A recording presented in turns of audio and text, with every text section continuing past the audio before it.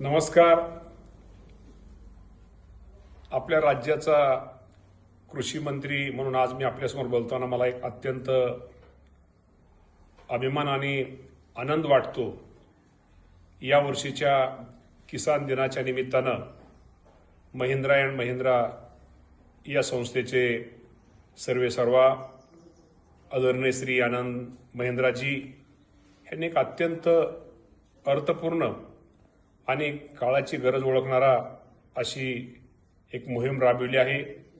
ही मोहीम केवळ एक उपक्रम नाही, तर शेतकरी आणि संपूर्ण कृषी समुदायाबद्दल असलेला त्यांचा खोल बांधिलकीचं प्रतीक आहे.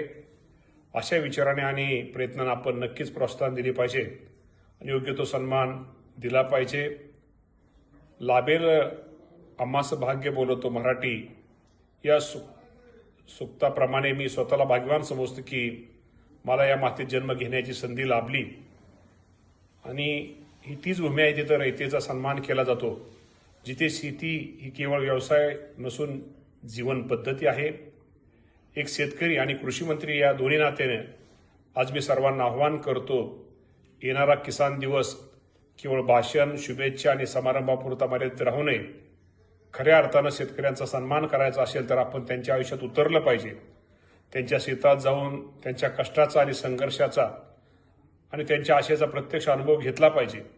शेतकऱ्यांचे दैनंदिन आयुष्य समजून घेतल्याशिवाय, त्यांच्या अडचणी जाणून घेतल्याशिवाय आपला अन्नदाता अधिक समृद्ध होऊ शकणार नाही आणि शेतकरी समृद्ध झाला तरच देश समृद्ध होईल. रयतेचं राज्य हे केवळ एक स्वप्न नाही, तर आपली सामूहिक जबाबदारी आहे.